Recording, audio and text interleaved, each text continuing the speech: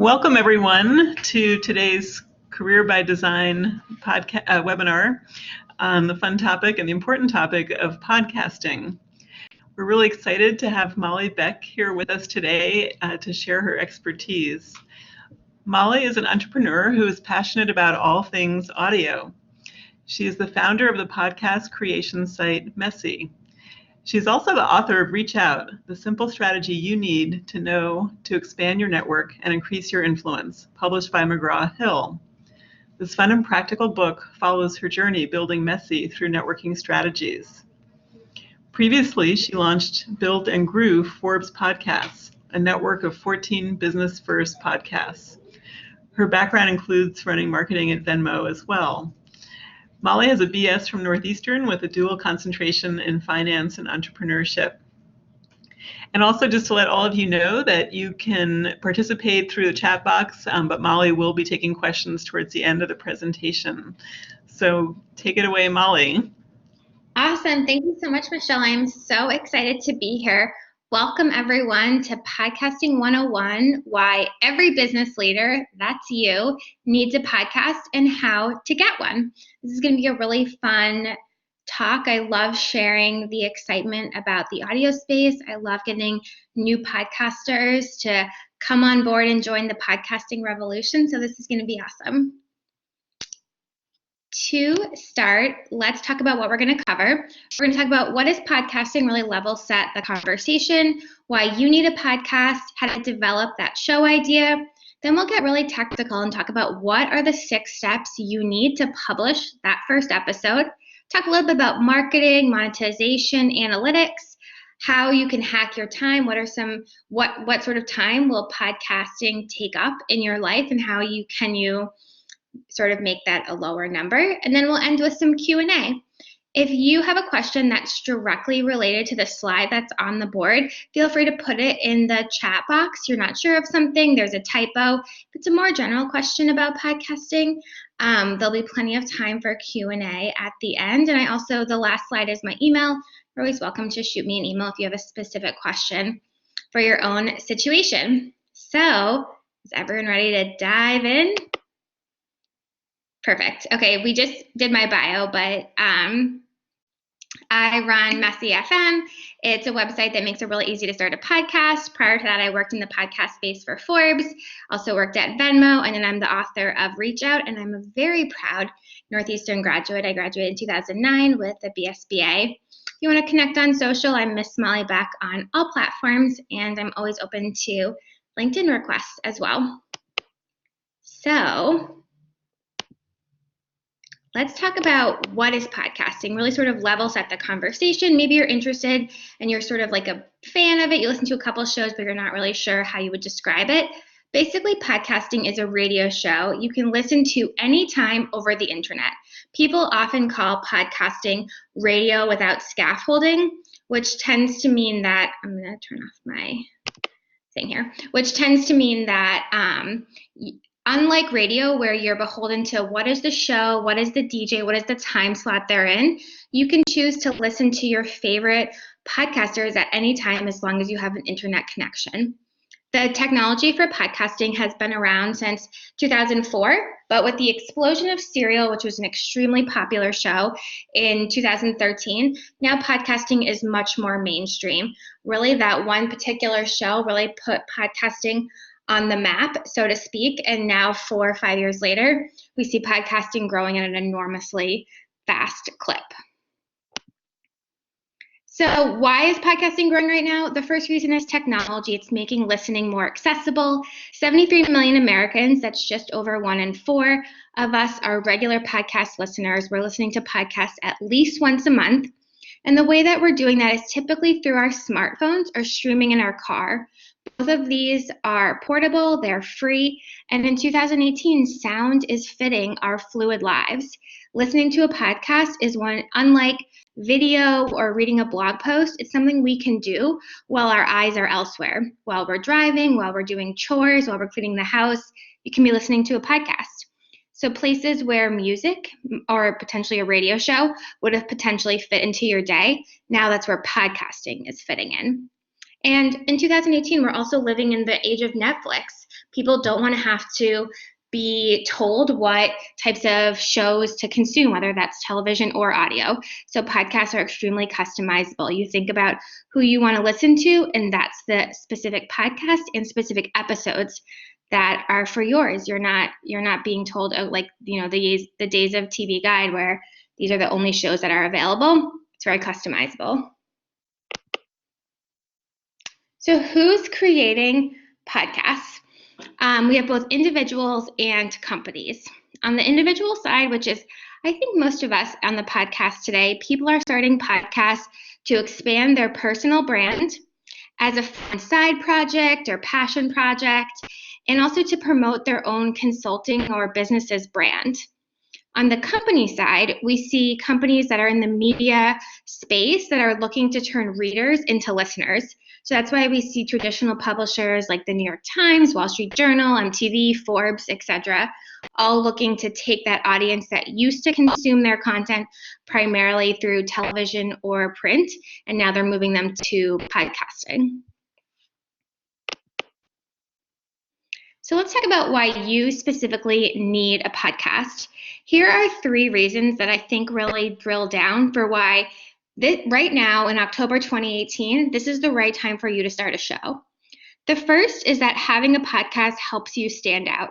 Whether you're doing a podcast as an individual or to promote a small business, having a podcast is still one of those things that's relatively unique and interesting. It's not, we see blogs are sort of dying. CPM for how much bloggers get paid is going down at a pretty rapid rate. Social is super crowded. Everybody has an Instagram account. You have to pay money usually to get access to your entire follower list. Where podcasts are, going to point number 2, the space isn't super crowded right now.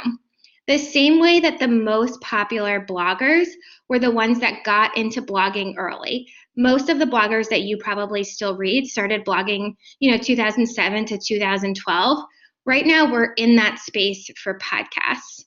The people that will have the largest podcasts in 3 years will be the ones that started right now and scooped up that audience, got the audience extremely loyal, and they'll be the ones that will have the full-time jobs as podcasters. They'll be the one that'll be working as audio journalists.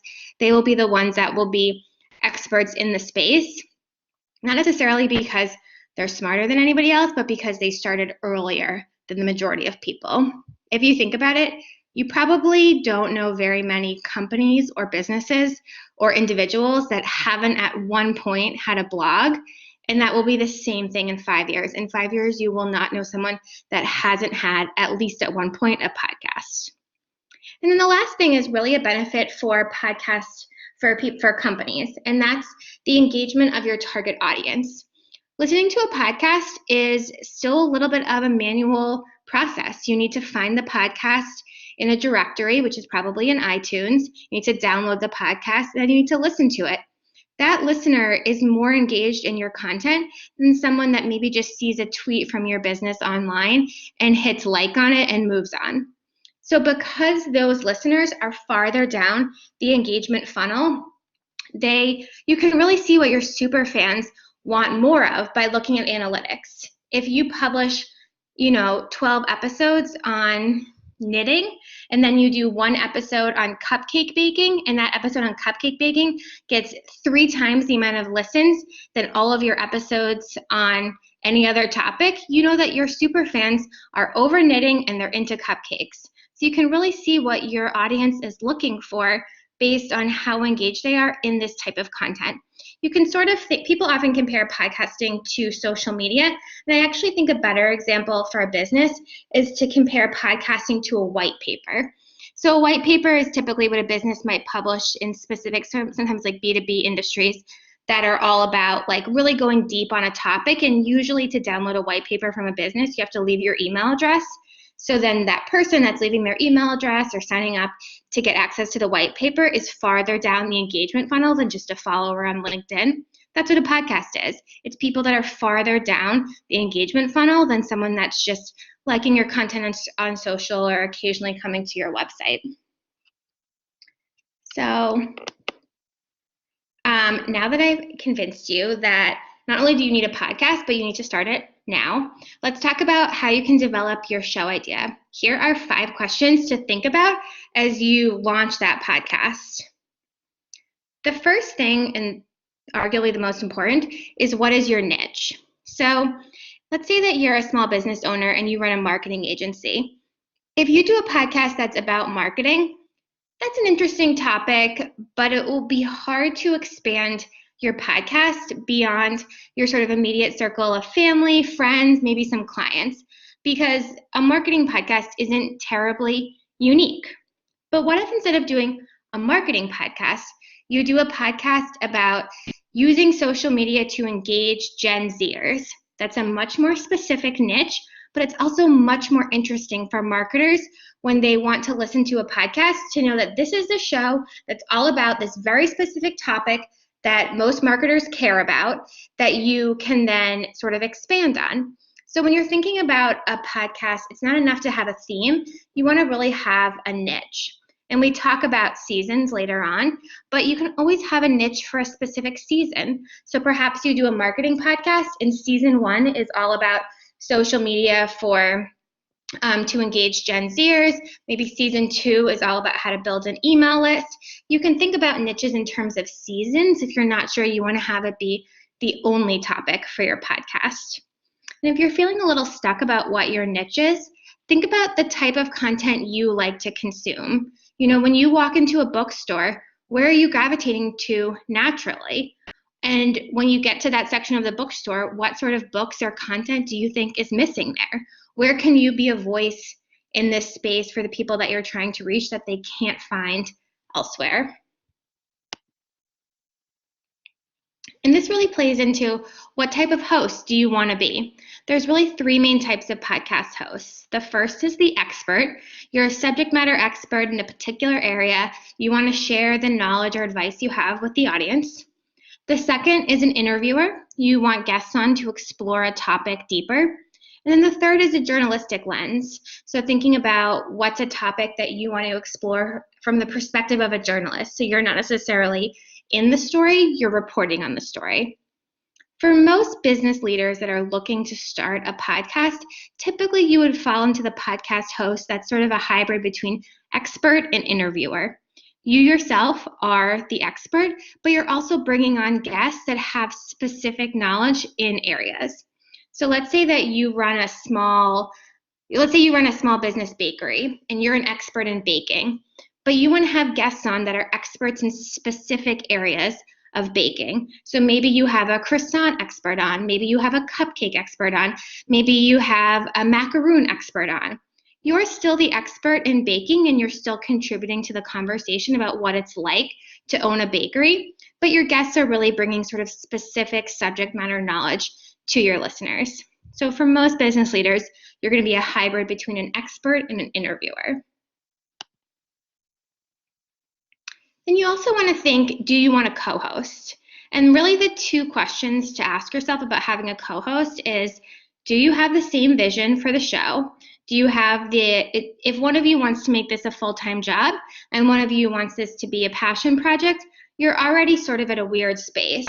If one of you wants to have it be a way to get more clients for your business, but one of you wants it to be a way to start doing more speaking engagements, those are a little bit closer together, but you still want to be lined up on how the show will fit in to your business or your life. And related to that, this is the one that people often overlook. Do your schedules line up? You know, if you both have a great idea for a podcast, but you have no time to record together, that podcast isn't going anywhere. And especially for businesses that are looking to start a podcast, really think about, is the podcast part of my workday? Is my work paying for the equipment? Or is the name of the podcast related to the business I work for? Or is it a side venture to promote yourself more as an expert outside of the umbrella as your company? So if you're thinking about a co-host, have these conversations about, where do we want our show to go? When are we going to record? And is this related to our day job? Are we actively promoting ourselves as employees of company X? Or is this something on the side to help brand us to potentially even be able to get a new job? Now, let's talk about if you want guests. So If you don't want to co-host, then I would probably recommend you think about having guests on at least occasionally. Guests can help make a show much more lively. The right guest that you bring on can really help with promotion.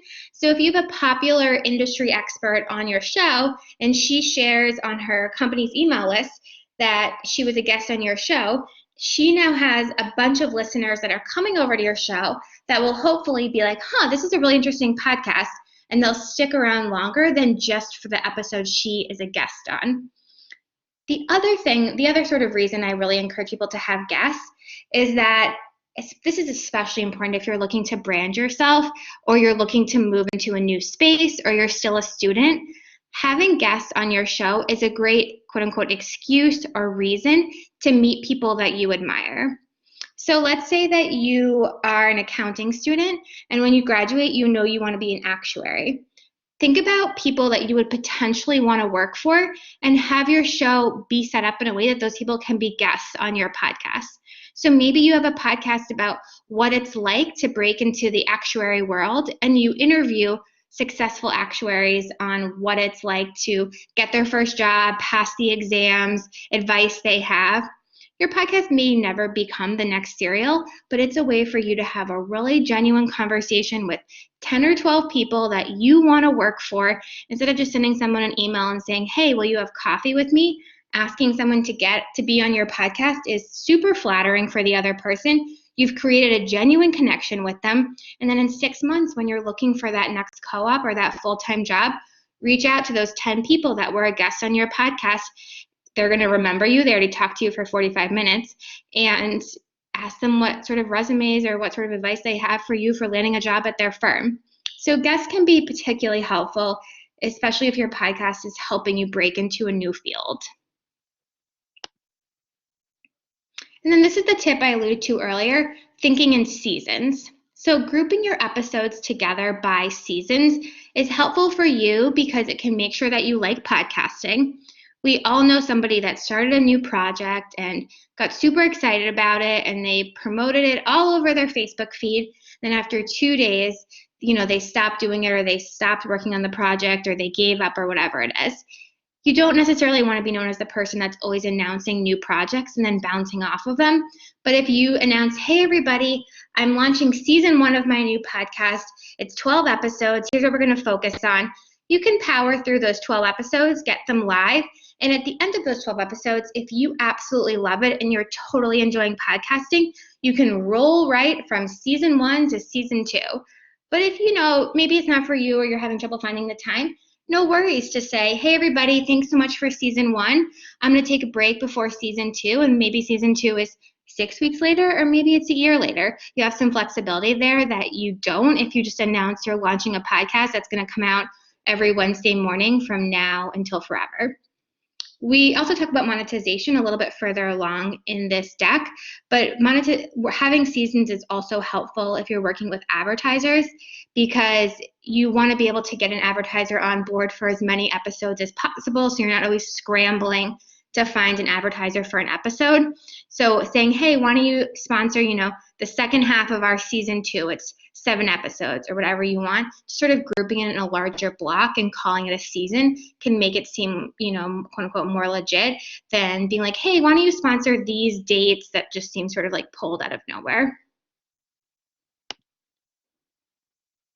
So now that you have your show idea and you're so excited about it, let's talk about really what are the technical or tactical things you need to publish that first episode. Each of the next slides has the different steps and the different types of equipment, types of platforms that you need. I would really encourage you to screenshot these so you have them on your computer. You're, of course, welcome to get the deck later on. You can always email me for it. And I believe this presentation will also run on YouTube, but it will be helpful for you if you're screenshotting some of these so you have them at easy access. So step 1, you need a microphone. So these are 2 that I tend to recommend to people. The first is if you're primarily interviewing or talking with people over Skype, the ATR 2100 is typically recommended. It's about $60 on Amazon. That works best if your guests are not in the same place as you. But if you're going to be interviewing people on Skype or someone over a recording platform and or in person, so they're sitting next to you, I'd really encourage you to think about the Blue Yeti. The Blue Yeti is about $120 on Amazon. Occasionally, if you watch it, it will go down to like $100, $103. I don't know why. It seems like randomly it will just sort of drop $20. I love the Blue Yeti. That's what I typically recommend for podcasters. But it's up to you. And both of these are respected in the field. People use both of them. You can't go wrong with either of them, but you do need a microphone. So that's step one. Step two is you need a way to capture and edit the audio. So this is a little bit tricky because let's take recording and then we'll do editing. So if you're recording via Skype, so let's say your guest is across the city or across the world, when you, if you download the most recent version of Skype, there's a way there that you can capture the audio. So it will record your conversation. At the end of the conversation, it will send you, or you can download, I believe it's an MP3 file of the conversation. Other ways that you can record conversations are through Zencastr. That's the one I use. That's a way to record someone that's not in the same place as you over the internet. Zencastr's advantage over Skype is that Zencastr separates out the tracks, which can make it a little bit easier in post-production, but it's certainly not a requirement. People also use software like GoToMeeting or Zoom. Anything that will let you record a conversation, you can use for a podcast. Now, after you captured that audio and downloaded it to your computer, you'll then take your recordings and upload them into pretty much the two most popular editing softwares are Audacity or GarageBand. Now, the reason that this gets tricky is that if your guest is in person, so it's next to you, you could also record in Audacity or GarageBand. So if you know that your guest or your co-host is always directly next to you, you really only need Audacity or GarageBand. If your guests are farther away, you'll likely need to use a separate platform to record. Now, the first two steps, microphones, recording, and editing, people tend to get extremely overwhelmed about those, and they worry about, do I need a studio? Will it sound professional? All that stuff. Really, the thing I want to emphasize for you is the most important thing is the most basic. You want to be in a quiet space. So you want to record ideally in a room with no windows. So closets or bathrooms work really well. It sounds funny or silly, but that's really the truth. And if you're recording at your place of business, this is a business podcast that you're recording your workday, an interior office usually works really well. So if there's an office on your floor that has no windows, that's a great place to record. I would also say that it's very hard for someone that's not, unless your sound quality is awful and you're just hearing sirens or dogs barking the entire recording, it's somewhat hard for someone that it doesn't necessarily have a trained audio ear to really pick up that you're not in a studio or that you are, recording in a closet. I would focus more on the content than the sound quality. Once you get your sound quality up to an acceptable level that you can hear yourself and your guest easily, which those platforms we just covered will do that, I wouldn't necessarily obsess over making sure your sound quality sounds quote unquote professional. Content always trumps sound quality. So now that you've recorded and you're starting to edit tracks, you're going to realize that you want show music. So most podcasters use show music. Usually for their intro, you usually hear like softer music as someone comes on. Hey, this is Molly. You're listening to my podcast, and you usually hear some like slow or softer music playing during the intro. People often also do music during an outro and potentially during segment changes. So if your podcast is half you interviewing a guest about being an actuary and half you doing a monologue about your quest to get an actuary internship, maybe you want to use some music as part of the segment change. There's tons of free music available on pond5.com. What you want to do wherever you're getting music from is just check to make sure how it needs to be sourced. So sometimes people say it's attribution free, so you don't need to worry about sourcing it. Sometimes people say, I need attribution and I want it in the podcast and also in your podcast description. I want it, sometimes if you pay money, people will let you take something that previously needed to be sourced, now is attribution free. Whatever music you sort of like, you just want to work with the creator of the music to make sure that you're sourcing it properly because you don't want to take someone else's music. That's not a positive thing to do. So let's talk about show art. So having eye-catching show art is one of the easiest ways to be seen as professional, particularly if you're doing a podcast that will promote your business. So usually a bold graphic image works really well. If you have a graphic designer on site, potentially the person that designed your logo initially could create a really fun piece of show art for you. You can also find a designer on Fiverr or Upwork. Those are two sites where you can find someone to create show art, or you could design your own on Canva. On the right-hand side are some shows that I've worked on previously that I thought had fun show art. They're eye-catching. You can read the title easily, and the reason that you want to have sort of fun-looking show art is because when someone's listening to your podcast, your show art is taking up the majority of their screen. So you don't want it to just sort of be like a boring looking image. You want something that's kind of fun and plays off the themes in the show. Okay, step 5 is the one people sometimes feel a little confusing about. So what you need is a hosting service. And this is confusing because you are also the host of your podcast. But your podcast itself needs a host. So where podcasts live is on RSS feeds. So when you listen to anybody's podcast, the service that you're listening from is actually pulling the audio from that podcast RSS feed, which is up on the cloud. And you need a service that's the go-between between where the podcast lives and the directory the podcast is on, and that's the hosting service. Hosting services also provide analytics for the podcasters. I wouldn't necessarily worry too much if this is confusing or you're not sure what an RSS feed is. You can kind of just think of the hosting service a little bit like a YouTube. You know, YouTube hosts videos for people and provides the analytics on how often the video was played. But then the difference is on YouTube, you can find other videos. The hosting services for podcasts are just not listener facing. So while it hosts your podcast and also provides analytics for you, you couldn't go to a hosting platform and just search for podcasts the way you can search for videos on YouTube, which is why if you've never done a podcast before, you're probably not familiar with a hosting platform. But two of the main ones in the space are Blueberry and Libsyn. They're both very popular, and you don't need to necessarily worry too much about how to use them. They're self-explanatory DIY, and I've worked primarily with Libsyn. I've always had a positive experience with them. They're super fast. They have 24-hour customer service as well. So if you have questions, you can always go to them. The other thing I would say about the hosting service is it's one of those things that you really only need to spend maybe a half hour of your time to set up the first time, and then you're done with it. So it's a little bit of setup on the beginning part of setting up your podcast, but after that, it's not something you need to necessarily worry about on a daily basis once it's initially set up. Okay, and then step 6 is putting your podcast on iTunes. iTunes is also called Apple Podcasts. It used to be called only iTunes, and they switched it to Apple Podcasts maybe about a year ago, but people still use them interchangeably.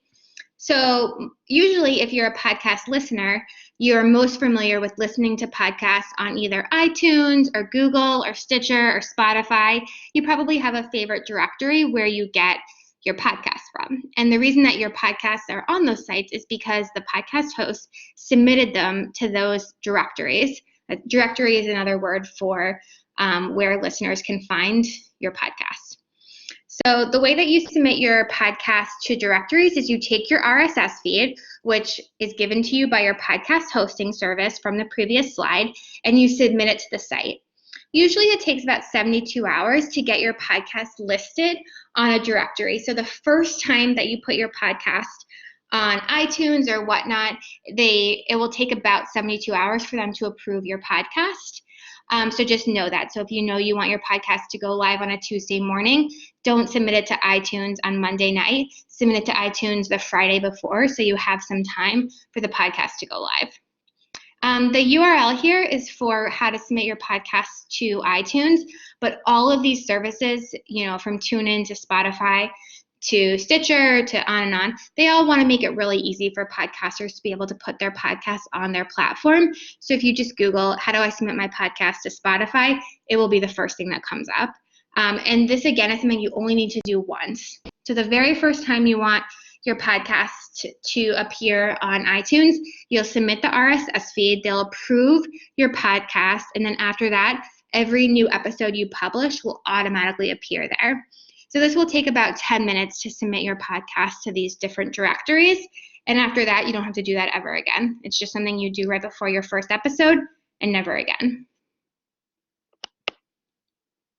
So time for a quick little plug. If all of the steps of starting this podcast and all these different platforms are overwhelming you, you don't need to panic. What my company does is we make it really easy to create a podcast without needing all these different platforms.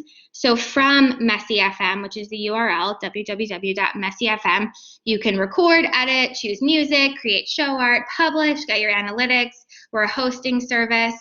And then editing, publishing, and hosting your podcast is free on Messy with no limits to how many episodes you do. We like to say that we're idea to iTunes in minutes. So that's my plug for if you're looking for an alternative to using all those different platforms. I would encourage you to check out Messy. So let's talk a little bit about podcast marketing. You've done your first couple of episodes and you're ready to start growing your podcast. What should you be thinking about? You should be thinking about the podcast marketing triangle. So there's pretty much like 3 pillars of podcast marketing, and that's the host, the guest, and the listener. And all of those pillars have responsibilities to help promote a great show. There's also a bonus pillar for platform promotion, which we're going to cover. But what I want you to do now is I want you to screenshot this slide right here. These are all of the different ways and all the different ideas that each of these different parts of the podcast marketing triangle, the host, the guests, and the listeners, can all help you to promote your podcast. So as the host, you're responsible for doing cross-promotion on all your social channels, to sharing it on your email list, to thinking about adding it to your email signature, your GChat status, everything related to what sort of real estate you have online that you can promote your podcast. Most likely the first 200 listeners of your podcast will be people that already know you, people that are plugged into your business, clients or potential clients, people that already follow you online. And those early listeners are particularly important because they're going to be the ones that become the super fans of your podcast. They'll be the ones that will be sharing on their social feeds. They'll be the ones that will be reviewing it and subscribing to it. You really want to sort of make an effort, especially when your podcast is small, to be helping and asking listeners to share your podcast. So when you do an episode, it's fine. It's perfectly fine at the end of it to say, hey, if you enjoyed this episode, would love for you to share it with a friend, or would love for you to review it on iTunes, or do you know another marketer that would be interested in this podcast? Please send this to them. Or if your podcast is about pop culture and that episode is all about Beyonce, do you know a Beyonce fan that needs to hear this episode? I would love for you to share it with them. You want to actually make the ask in the podcast because that's when people are most likely to share. So if I'm listening to a podcast and I'm really enjoying it and I get halfway through and the listener says, hey, are you liking this podcast? Why don't you share it with a friend who also blah, blah, blah. I'm actually pretty likely to do it because I enjoy the content and I want to support the host. The other sort of piece to this podcast triangle is your guest. So we talked a little bit about how having a guest on your show can be important, but you also want to make it really, and the reason that having a guest on your show is important is because hopefully they come with an audience that is interested in not only their specific episode, but also in once they listen to the episode that the person they know is a guest on, they are like, hey, this is a cool podcast. I want to listen to other episodes of it. So make it really easy for your guests to share. Pre-write social media posts for them so they can copy paste them. Create some special social graphics with their headshot that says maybe, hey, did you hear? I was a guest on blah, blah, blah podcast. You want to make it really easy for them to share with their audience. And then finally, the bonus pillar of marketing promotion is the platform. So different platforms from iTunes to Spotify to Messy, we all have different curated lists, and they're called different things. On Messy, we call it new and noteworthy. On iTunes, they call it top and trending. On Spotify, they call it editor's picks. You just want to try to get on the platform's curated list because then you're featured on the homepage of that platform. Different platforms have different ways to do it. New and noteworthy is manually curated, but it's also sort of playing with an algorithm of downloads, top and trending on Messy is purely by downloads, editors' picks, you want to know someone at that platform. Whatever it is, it's worth it to try to do a little bit of research or see who you know that could help you to get on those platforms' curated lists. So I just want to dig in for a second on guests being a part of your marketing strategy. And if you're coming away with this conversation wondering how to market your podcast, I want you just to remember guests. Guests are the way your podcast will grow. So you want to think about these 3 questions when considering a guest. Number 1, how big is their audience and is it made up of your target market? If your podcast is all about parenting and this person is a parenting expert, they have a ton of audience members that are looking for parenting content, that is a perfect match. But if your podcast is about parenting and you want to have a celebrity in the music industry on and you want that celebrity to talk about being a parent, that's interesting, but likely their audience follows them because of their music, not because of their parenting advice. So it's less likely that their audience would listen to your podcast, fall in love with it, and then listen to other episodes of it. So not only how big is their audience, but is it made up of your target market? The second thing you want to ask yourself is, do they have a podcast? Because if they have a podcast themselves, likely their audience is already familiar with podcasts. They're probably already podcast listeners. And you can also be a guest on their show too, so you can get some cross promotion. It's okay to have somebody on your podcast that doesn't have their own show, but in an ideal world, they would have a show as well that you can be a guest on. So your listeners and their listeners can kind of go back and forth between the podcasts.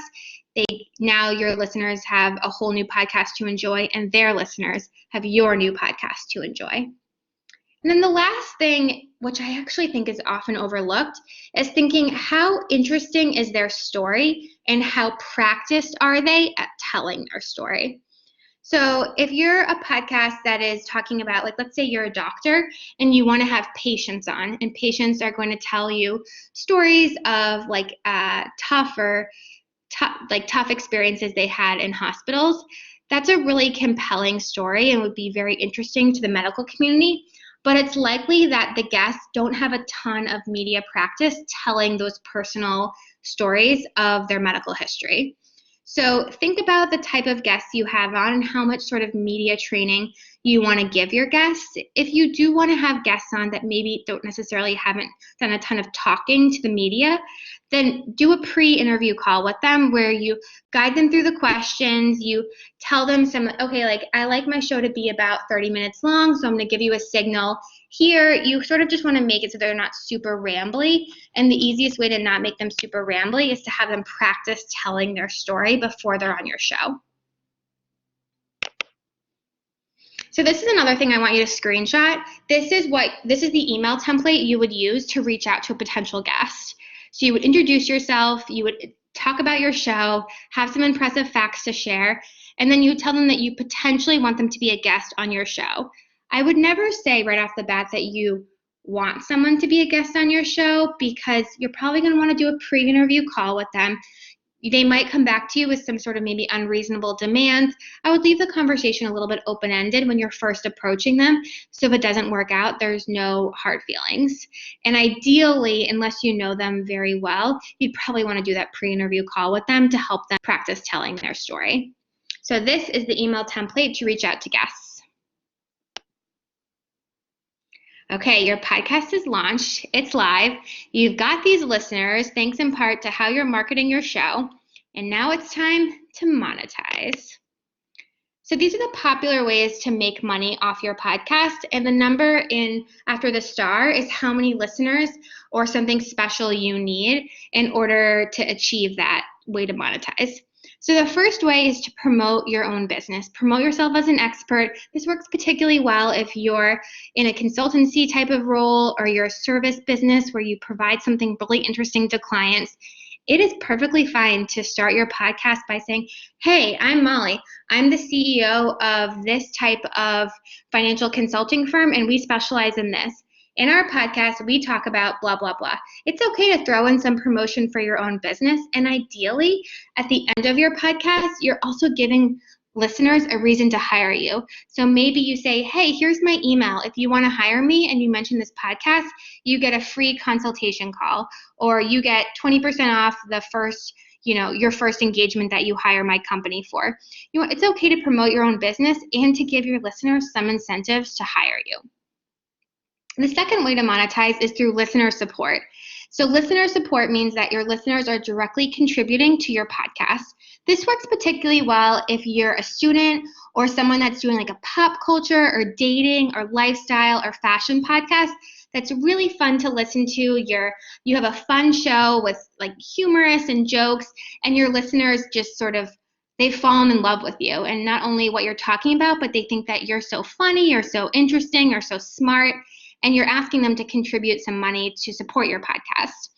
Two ways to do that are Patreon is a popular way to set up a campaign for listener support, and Messy also has listener support. So on your messy.com or Messy FM page, a listener can contribute to support your podcast directly on that page. Both promoting your own business and listener support can be started from episode 1. Whether you have 3 listeners or 3,000, promoting your own business and doing some listener support can work for you. The third way to monetize is doing live events. So basically selling tickets to see you live, come to a meetup, have an event in person. And this works super well for location-specific shows. So let's say that you work at a college in Boston, and your show is all about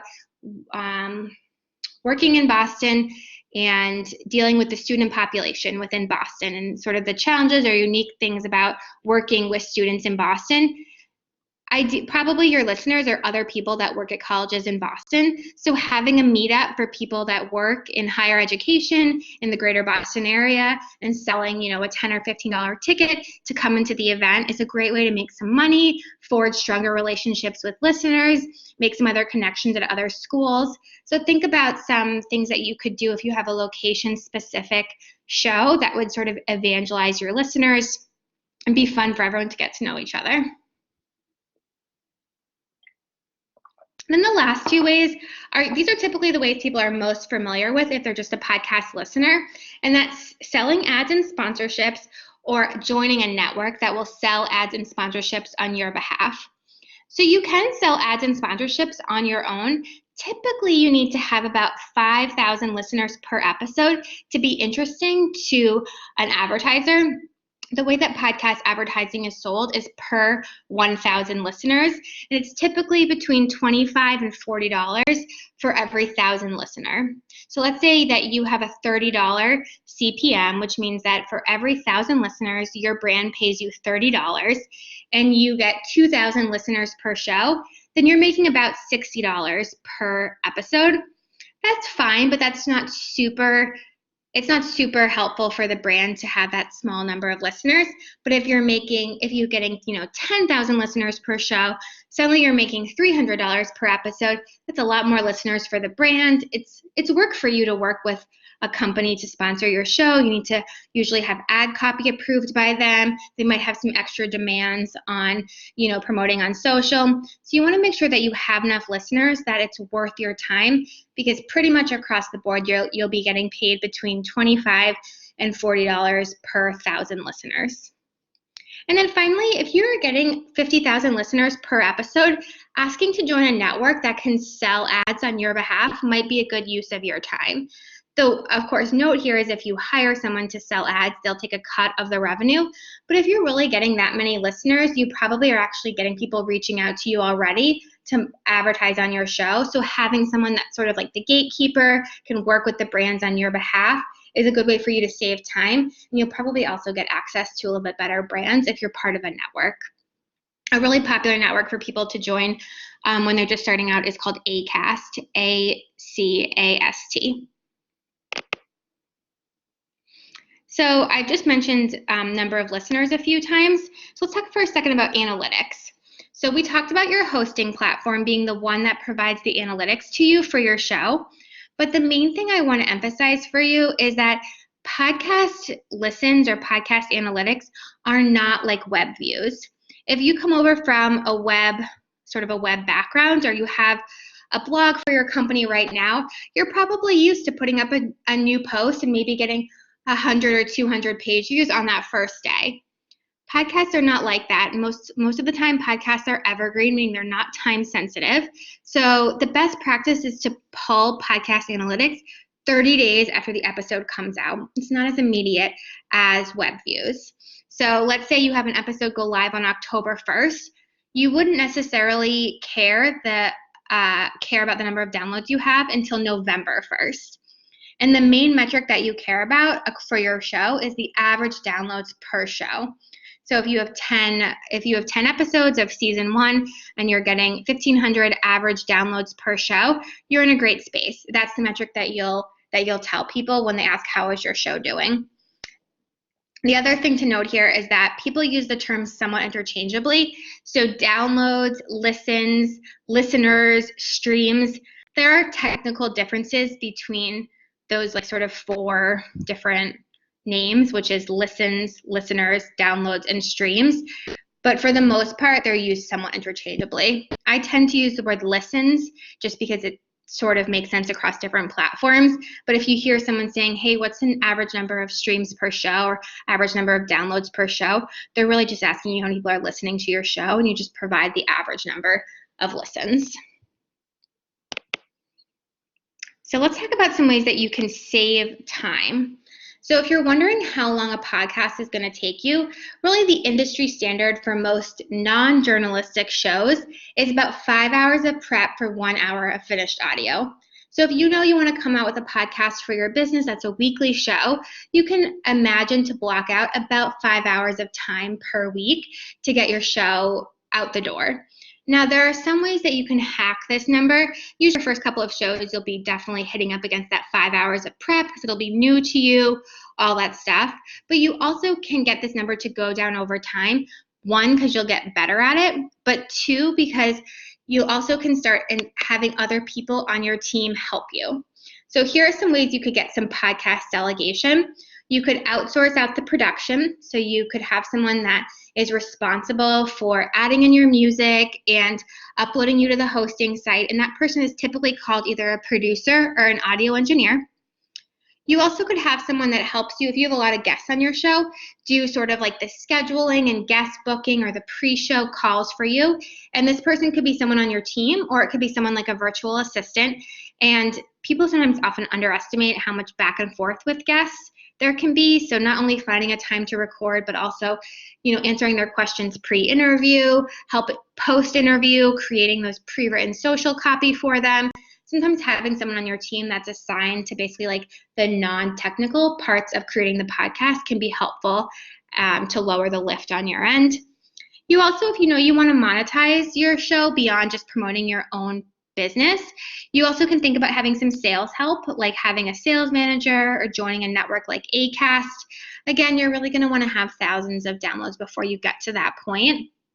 And then I would say that when you start, and if you are hiring someone like a sales manager or you're joining a network, I would not pay them a flat fee. I pay them a percentage of sales so that they're incentivized to be getting good brands for your show. And then if you're looking for some help first outside your company, Fiverr, Upwork, podcast Facebook groups, those are all great places to find people, particularly in the audio engineer front, that can help you with your podcast. I also work with a lot of audio engineers, so if you are looking for specific recommendations, feel free to shoot me an email. Now, we're just about to close, but before we close, I want to give a wonderful shout out to Northeastern's own podcast. We all love Northeastern. That's why we're on this webinar. And Northeastern has a really fun podcast where they interview alumni. Their episode that went up this week was all about sports. It was a super fun listen. So if you're looking for a new podcast to fall in love with, I would for sure recommend the Northeastern Next Alumni podcast. It's on Apple Podcasts, on Google, it's on Messy. You can always go to the URL, which is listed right here. But this is definitely a really fun new show. It just launched this fall, so it's fun to get involved with that. And now this is sort of the end of the presentation. I would encourage you, if you're looking for a way to start a podcast really easily, I would encourage you to check out Messy. You can also follow me personally on all platforms. You also can follow my company, Get Messy Now. That's our handle on all platforms. And this is my email. You're always welcome to, if you have a specific question or if you want a copy of the slides, you're more than welcome to send me an email. I'm also happy to answer questions if you want. If you have any questions now, this would be a good time to throw them into the chat. Or if you would rather talk one-on-one, I'm happy to do that as well. So I'll wait probably like 10 seconds for if there's any questions, throw them into the chat. And if not, then we'll wrap up after that.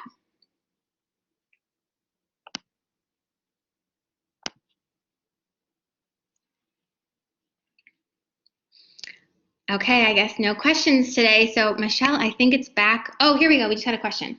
What are the costs to starting a podcast we should be aware of? So each of the platforms that we chatted about in the beginning, like on the steps 1 through 6, all of those are going to have costs associated with them. We had some of the microphone costs on those slides, but some of the other platforms depends on what you're looking for. So Skype is free.